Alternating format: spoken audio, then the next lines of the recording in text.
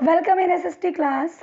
बेटा हमारा पार्ट 2 तक हो चुका था। Chapter 2 geography physical features of India we have done till the northern plains. Today I am going to start your the topic northern plains of physical features of India of chapter 2। तो physical features of India का chapter 2 northern plain में शुरू करने जा रही हूँ आपका। देखिए बेटा, इस टॉपिक में क्या है, जो नॉर्दर्न प्लेन है हमारा, मीन्स मैं आपको साथ साथ ड्रॉ करके दिखाती जाऊँगी बच्चे कि जो ये देखिए, आप स्क्रीन पे मैप देख पा रहे हैं। तो यहाँ पर ये आपका इंडिया का जो मैप बना है, ये वाला एरिया नॉर्दर्न प्लेन्स का है। ठीक है बेटा। अब ये जो नॉर्दर्न प्लेन है, यहाँ पर आपकी 3 रिवर्स मेन है। मेन 3 रिवर्स हैं। कौन कौन सी मेन 3 रिवर्स हैं बच्चे? देखिएगा बच्चे, इसमें दिया है कि आपकी 3 रिवर्स मेन है, Indus, Ganga and Brahmaputra along with their tributaries. Ganga, Brahmaputra और इंडस, ये 3 नदियाँ अपनी ट्रिब्यूटरीज के साथ, मतलब जो इनकी सहयोगी नदियाँ हैं, उनके साथ ये नदियाँ बहती हैं यहाँ पर हमारे नॉर्दर्न प्लेन्स में। इसकी जो लंबाई है, लंबाई कहाँ से कहाँ तक बेटा, ये जो हम इंडिया का यहाँ पे मैप बना रहे हैं बेटा, ये देखिएगा कि यहाँ से लेके यहाँ तक ये कितना है, 2400 किलोमीटर। ये 2400 किलोमीटर लेंथ आती है इसकी यहाँ तक लंबाई। और ये जो इसकी ब्रॉडनेस है, इसकी चौड़ाई है, ये जो ब्रॉडनेस होती है ना, ये टोटल ये कहाँ से कहाँ तक है, ये आपकी 240 से लेकर 320 किलोमीटर के बीच में इसकी मोटाई है। मतलब चौड़ा कितना है और लंबा कितना है। तो नॉर्दर्न प्लेन्स के बारे में मैंने आपको 2 चीज़ें बताई हैं कि अभी तक कि यहाँ पर 3 रिवर्स है, मेन रिवर्स, जो अपने ट्रिब्यूटरी के साथ बहती हैं, और इसकी जो ब्रॉडनेस है वो 240 से लेके 320 किलोमीटर के बीच में है। इसकी जो लेंथ है, ये लॉन्ग कितना एरिया है, ये हमारा 2400 किलोमीटर लंबाई में है। और ये कितने किलोमीटर, कितने लाख स्क्वायर किलोमीटर में फैला हुआ है northern plain? 7 lakh square kilometre में फैला हुआ है। यहाँ की जो पॉपुलेशन है वो बहुत ही डेंसली है। डेंसली का मतलब है कि बहुत ज़्यादा है यहाँ पर पॉपुलेशन जो फैली हुई है। और यहाँ पर रिच सॉइल पाई जाती है। रिच सॉइल मतलब जो हमारी एल्यूवियल सॉइल है, जो हमारी सबसे ज़्यादा उपजाऊ मिट्टी मानी जाती है, एल्यूवियल सॉइल, जिसे हम जलोढ़ मिट्टी भी कहते हैं, वो हमारे उत्तरी मैदानों में नॉर्दर्न प्लेन्स में पाई जाती है। ठीक है बेटा। और यहाँ पर हमारा जो क्लाइमेट है, बहुत ही अच्छा क्लाइमेट है। पानी की बहुत अच्छी सुविधा है, नदियाँ हैं, तालाब हैं, नहरें हैं। ठीक है। और ये एग्रीकल्चर के लिए इंडिया का सबसे ज़्यादा प्रोडक्टिव पार्ट है। मीन्स कि भारत के अंदर सबसे ज़्यादा जो खेती है वो हमारे उत्तरी मैदानों में ही होती है, नॉर्दर्न प्लेन्स में ही होती है। तो ये देखिएगा, अब आपका नेक्स्ट नॉर्दर्न प्लेन्स आपको दिखाए हुए हैं पिक्चर में। नेक्स्ट देखिएगा, the river coming from northern mountains are involved in depositional work. देखिए बेटा, जो रिवर्स हैं, जो नॉर्दर्न माउंटेन से रिवर यहाँ पर आती हैं, वो क्या काम करती हैं? वो डिपोजिशन का काम करती हैं। मीन्स कि जो ये नदियाँ थी, उत्तरी मैदानों में कभी गड्ढे हुआ करते थे, तो इन रिवर्स के पानी के साथ में जो कंकर, पत्थर, सिल्ट, जो भी सब कुछ बह के आया, वो इन गड्ढों में फंस के रह गया और ये गड्ढे भरते चले गए। एक प्लेन्स की, एक मैदानों की शेप इन्होंने ले ली। तो ये डिपोजिशन का काम करती हैं। और यहाँ पर डिपोजिशन का क्यों करती है? जैसे कहीं पर मिट्टी कटाव हो जाता है, या कहीं पर वेलोसिटी जो रिवर की है वो डिक्रीज हो जाती है, तो उसकी वजह से क्या बेटा, यहाँ पे रिवराइन आइलैंड बनते हैं। रिवराइन की वजह से, रिवराइन मतलब रिवर्स में से उसकी जो ब्रांचेस है वो निकल निकल के चलती है। ब्रांचेस कैसे? अगर किसी प्लेन एरिया में रिवर ऐसे बह के आ रही है, तो यहाँ से अलग अलग ऐसे करके इसकी रिवर्स की अलग अलग ब्रांचेस, स्ट्रीम्स की बहने लग जाती हैं। तो ये हमारी डेल्टा, इसके बीच में हमारा डेल्टा बनाती हैं। ये जो ट्रायंगुलर शेप में हमारा अर्थ का पीस होता है, ज़मीन का टुकड़ा, उसके इधर पानी बहता है, तो ये हमारे डेल्टा बनते हैं। ठीक है बेटा। तो अब देखिए नेक्स्ट, इसमें do you know Majuli in the Brahmaputra river in the largest inhabited riverine island in the world. पूरे वर्ल्ड में जो कहीं पर मांजुली लिखा हुआ आता है, कहीं पर मजुली, ये पूरे वर्ल्ड में ब्रह्मपुत्र रिवर का बनाया हुआ सबसे बड़ा रिवराइन है वर्ल्ड का। रिवराइन मतलब नदियों के द्वारा बनाया गया जो एरिया है, वहाँ पर डेल्टा है, वो किसकी वजह से बनाया गया? ब्रह्मपुत्र रिवर की वजह से बनाया गया। उसके बाद देखिए, the river in the lower course split into numerous channels due to the deposition of silt. These channels are known as distributaries. जहाँ पर हमारी रिवर्स में से, जहाँ पर नदियाँ जो हमारी स्ट्रीम है, नदी का पानी वो अलग अलग बहने लग जाता है, अलग अलग। अभी मैंने आपको बना के दिखाया, एक नदी बहती आ रही है, अगर प्लेन एरिया में है उसकी एक धारा एक साइड में जा रही है, एक धारा एक साइड में जा रही है, तो बेटा ये रिवराइन बनाती है।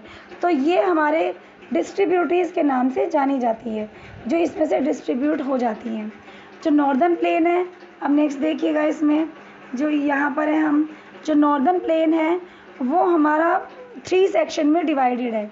Western part of the northern plain 3 parts में डिवाइड है, ईस्ट में, वेस्ट में और इसके नॉर्थ एरिया में। अब देखिएगा, इसमें इन्होंने कहा है कि जो नॉर्दर्न प्लेन की वेस्ट साइड है, मैं आपको बना के दिखा रही हूँ। यहाँ पर देखिए, मैंने इंडिया का आपका ये मैप बनाया है, तो ये इसकी वेस्ट साइड है, ये वेस्ट, ये जो मैं कर रही हूँ ना, ये वेस्ट साइड है। तो वेस्ट साइड में पंजाब पड़ता है, पंजाब। तो पंजाब के पास में जो भी प्लेन एरिया है वो हमारे इससे टच करते हुए एरिया हैं, जिन्हें हम पंजाब प्लेन्स कहते हैं। Formed by the Indus and it's tributaries. से पंजाब प्लेन्स बने कैसे? किन नदियों की वजह से ये पंजाब के पास में मैदानी एरिया बना? तो वो इंडस रिवर की वजह से बना। यहाँ से देखिए, ये इंडस रिवर जाती है, तो ये इंडस रिवर जो पानी के साथ में कंकर पत्थर बह के गए थे, उन्होंने इसको बनाया है। तो ये हमारे किससे बने? ये हमारे बने इंडस रिवर की वजह से। अब देखिएगा नेक्स्ट, जो लार्जेस्ट पार्ट है इसका वो पाकिस्तान में है, किसका? पंजाब का, और इंडस रिवर का। इंडस रिवर और इसके साथ में बहने वाली ट्रिब्यूटरीज, इसकी सहयोगी नदियाँ, ये हमारे, इनका मोस्टली पार्ट पाकिस्तान में है, और ये जो पंजाब के साथ टच करता हुआ मैदानी एरिया है वो भी इधर है पंजाब में। तो हमारी इंडस के साथ जो ट्रिब्यूटरीज है कौन कौन सी है बेटा? झेलम है, चिनाब, रावी, ब्यास और Sutlej. Originate in the Himalaya. ये सब कहाँ से ओरिजिनेट हुई हैं? ये हिमालय से ओरिजिनेट हुई हैं, पैदा जो हुई हैं हिमालय से हुई हैं। नेक्स्ट है, अब देखिए, the section of the plain is dominated by the doabs. तो ये दोआब्स में बना हुआ है। दोआब्स में मतलब दो मीन्स 2 और आब का मीन्स होता है हिंदी में पानी। तो जहाँ पर 2 नदियों का पानी मिलता है, 2 नदियों के पानी, एक नदी ऊपर बह रही है, एक नदी नीचे, और बीच में जो लैंड पोर्शन बच जाता है उसे हम दोआब कहते हैं। जैसे कि बच्चे पंजाब है, 5 आब यानी कि 5 नदियाँ बहती हैं वहाँ से, और उनके बीच का जो लैंड पोर्शन है उसे हमने पंज आब यानी कि 5 नदियों वाला जो एरिया है उसे हमने पंजाब कहा। तो ये हमारा यहाँ तक हुआ। डू यू नो में दिया हुआ है, जो अभी मैंने आपको क्लियर किया है, दोआब का मीनिंग वही है आपका इसमें। नेक्स्ट है, the Ganga plain extend between Ghaggar and Teesta river. अब अगर हम गंगा प्लेन की बात करते हैं, अभी तो हम पंजाब प्लेन्स को पढ़ के आए हैं जो इंडस रिवर्स की वजह से बना है। अब जो गंगा रिवर के पास में जो एरिया है वो हमारा घग्गर नदी से लेकर तिस्ता रिवर के बीच में जो एरिया है वो हमारा गंगा प्लेन है बेटा। और ये हमारा नॉर्थ इंडिया, जो हमारा नॉर्थ इंडिया स्टेट्स है वहाँ तक फैला हुआ है। मीन्स उत्तरी भारत के जितने भी राज्य हैं वहाँ पर ये फैला हुआ है। जैसे कि हमारा हरियाणा है, दिल्ली है, यूपी, बिहार, और इसमें झारखंड का थोड़ा सा पार्ट भी इसमें ज्वाइन हो जाता है। West Bengal to its east, ये इसके ईस्ट तक, वेस्ट बंगाल के ईस्ट तक टच करता है ये। तो बेटा असम हमारा जो है, असम किस में टच होता है? असम होता है ब्रह्मपुत्र प्लेन्स में टच होता है। तो नेक्स्ट है आपका, northern plains are generally describe as flat land with no variations in its relief. It is not true. These vast plains also have diverse relief features. According to the variations in relief features, the northern plains can be divided into 4 regions. अब देखिए, इन्होंने कहा है कि हमारे जो northern plains में है इसके रिलीफ फीचर्स में वेरिएशंस है, डिफ्रेंशिएट है। मीन्स कि नॉर्दर्न प्लेन में भी अलग अलग डाइवर्ट है, ये प्लेन भी बटा हुआ है। तो देखिए कैसे बटा हुआ है, जो यहाँ पे रिवर्स हैं, after descending from the mountains, जो नदियाँ पहाड़ों से नीचे उतरती हैं, माउंटेन से नीचे उतरती हैं, तो उनके साथ में पेबल्स आते हैं, पेबल्स पत्थर आते हैं। इन्हें नैरो बेल्ट, एक छोटी सी बेल्ट बनाते हुए पेबल्स आते हैं। मतलब जो नदियाँ पहाड़ों से नीचे उतर रही है तो वो चौड़ी होकर नहीं उतरती है, बहुत छोड़ के उतर रही है ऊपर से नीचे, तो पेबल्स पत्थर आ रहे हैं। ये 8 to 16 kilometre in width lying parallel to the slope of the Shivaliks. तो जो हमारा हिमालय का नीचे वाला पोर्शन है, जैसे ये आपका ग्रेटर हिमालय, मिडिल हिमालय, शिवालिक, तो यहाँ से जो रिवर्स उतरती है ये 8 to आपका 16 है ये वाला एरिया। तो यहाँ से जो नीचे उतरेगी इसमें पेबल्स आते हैं, पत्थर आते हैं, ठीक है। तो बेटा ये स्लोप से ढलान से नीचे उतरती है, तो इस एरिया को हम भाबर के नाम से जानते हैं। मतलब जो हिमालय का सबसे नीचे वाला पार्ट है वहाँ वो 8 किलोमीटर से लेकर 16 किलोमीटर के बीच में जहाँ पर पत्थर पाए जाते हैं, कंकर पत्थर पानी के साथ में बह के आते हैं, तो वो उसे हम भाबर कहते हैं। और ये सारी की सारी जो हमारी नदियाँ हमारे ये पानी में बहती नज़र आती है, स्ट्रीम से डिसअपेयर हो जाती हैं। मतलब कि ये एकदम से दिखनी बंद हो जाती हैं। जो भाबर के एरिया में स्ट्रीम्स बह रही है, रिवर बह रही है, उस एरिया में वहाँ इतने मोटे मोटे पत्थर पड़े हैं कि पत्थरों के नीचे से पानी कहीं कहीं नज़र आता है, तो वो डिसअपेयर हो जाती है भाबर बेल्ट में, उसे हम भाबर कहते हैं। जब हम और नीचे की तरफ जाते हैं तो साउथ आता है इसी बेल्ट का नीचे वाला एरिया। मतलब जो मैंने आपको लास्ट वाला शिवालिक हिमालय बताया था, जब ढलान से पानी पे उतर के आता है, रिवर आती है, नदी आती है, तो वहाँ मोटे ढलान से नीचे आके नीचे पत्थर पड़े होते हैं, तो वो पानी पत्थरों के नीचे से होके बहता है, तो वो धीरे धीरे डिसअपेयर, गायब हो जाता है, तो वो हमारा भाबर एरिया है। उसके बाद में जब हम और नीचे की तरफ जाते हैं तो दोबारा से हमें वो पानी दिखाई देने लग जाता है, री एमर्ज हो जाता है। दोबारा हमारी नदियों की जो बहती हुई स्ट्रीम्स हैं उनकी लहर वो हमें दोबारा नज़र आती हैं, और वहाँ पर दोबारा गीला नज़र आता है, स्वैम्पी, कुछ लसलसा, मार्शी सा, कीचड़ सा नज़र आता है, दलदली सा एरिया, मिट्टी नज़र आती है गीली, तो उसे हम तराई एरिया कहते हैं। मतलब जब पहाड़ों से नदी उतरी, मोटे मोटे पत्थर हैं, तो एकदम से पानी धीरे धीरे ज़मीन के अंदर समा गया, गायब हो गया, पत्थरों के नीचे से हल्का हल्का पानी दिखाई दे रहा है। तो जहाँ नदी डिसअपेयर हुई, गायब हुई, वो भाबर एरिया। जहाँ थोड़े से और नीचे की तरफ गए तो दोबारा से पानी बहता दिखाई देने लग गया, वो तराई एरिया हो गया आपका।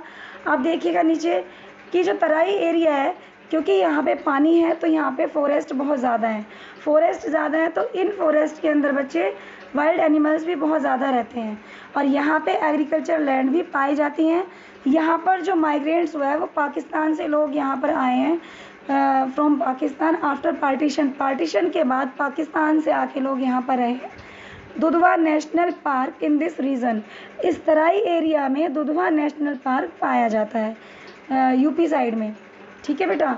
जो इसका लार्जेस्ट पार्ट है नॉर्दर्न प्लेन्स का, वहाँ पर सबसे ज़्यादा ओल्डर एलुवियम सॉइल पाई जाती है। एलुवियम ओल्डर मतलब जो पुराना पार्ट है, मतलब जो एरिया इस प्लेन का ऊंचाई पर रह गया है, वहाँ तक पानी कई बार नहीं जा पाता, तो पानी के बहाव से मिट्टी की ऊपरी परत बह जाती है, तो नई मिट्टी निकल आती है, तो वो न्यू एलुवियल हो गई, वो उपजाऊ होती है।